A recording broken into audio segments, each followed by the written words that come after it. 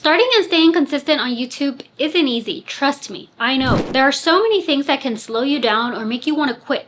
But after 5 months on this journey, I've pinpointed a few key decisions that, without realizing it at the time, made a huge difference for me. If I were starting over, these are the 5 decisions I'd make again. Before I ever posted on YouTube, I spent a whole year working behind the scenes, creating videos for this channel. And in that entire year, I only managed to complete 10 videos.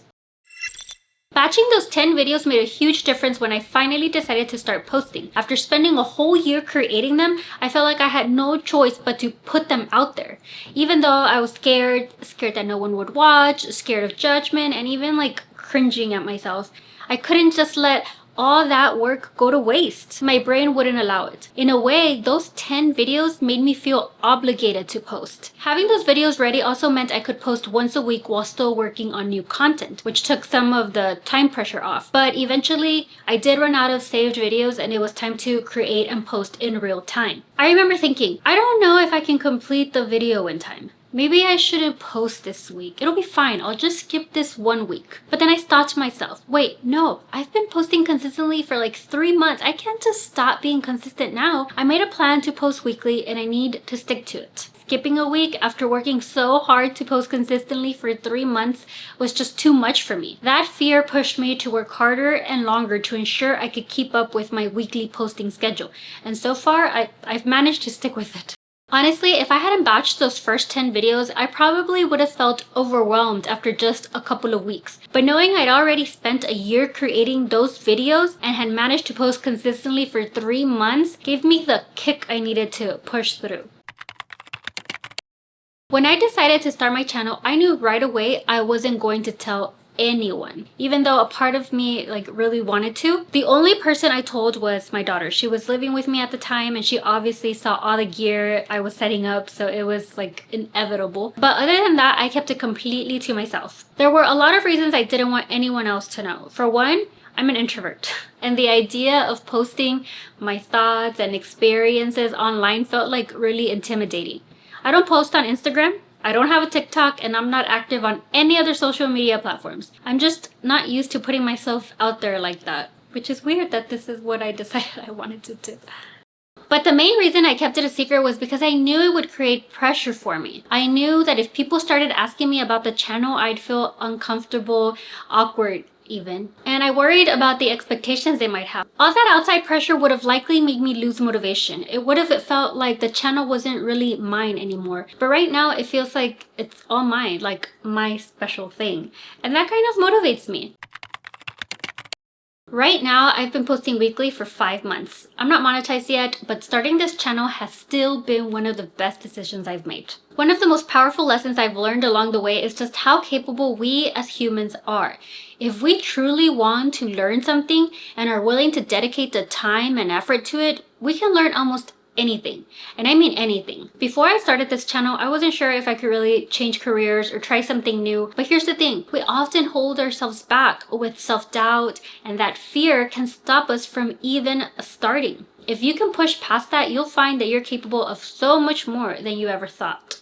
Yes, it's risky, there's uncertainty, and there's no clear guaranteed path. But sometimes that's the only way to grow.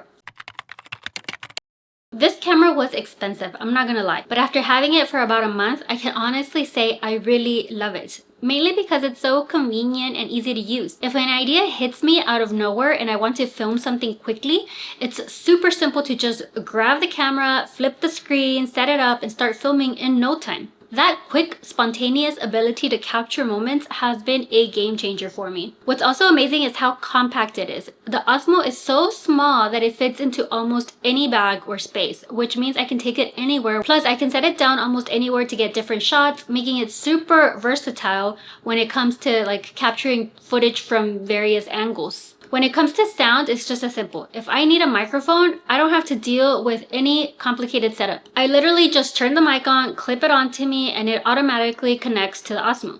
This is a huge difference from my regular camera, which is bulky, heavy, and requires me to plug in a larger microphone. With the regular camera setup, I also have to stay close to it for clear audio, limiting my movement. But with the Osmo, I can move freely while maintaining great sound quality, and that has made filming so much easier and less stressful.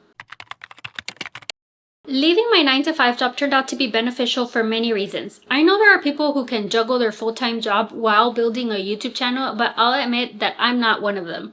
Honestly, I don't have that workaholic gene, and I realized pretty quickly that trying to balance both wasn't working for me. For me, stepping away from my 9-to-5 job was the only solution I could come up with to truly focus on this channel. I did give myself 1 year to do this and then eventually return back to work. Leaving my job didn't just give me more time, but it also came with an unexpected benefit. It pushed me to stay consistent. Without the job to fall back on, I knew I had to stay on top of my work. When I started to slack off or fall behind, the anxiety would hit me hard. There was actually a moment when I almost considered skipping a week of posting to give myself some extra time to get ahead, but then a voice inside my head reminded me, you quit your job for this. You gave yourself all this extra time and you can't even make one video. And the reason I wasn't getting things done, I had been wasting too much time watching TV, scrolling on my phone, and procrastinating. Even though I quit my job, I hadn't gotten rid of those bad habits. I realized that I couldn't let myself make excuses. I didn't quit my job and take such a big risk just to slack off. I had to finish my video. I had no choice but to stay committed. And that's what quitting my 9-to-5 gave me. We all have our own unique journeys, and I'm not suggesting you follow my exact path, but I hope this video inspires you to start your own YouTube journey. Thanks so much for watching. Don't forget to hit that like button, and I love to hear from you in the comments. What's been holding you back from starting your channel? See you in the next one. Bye!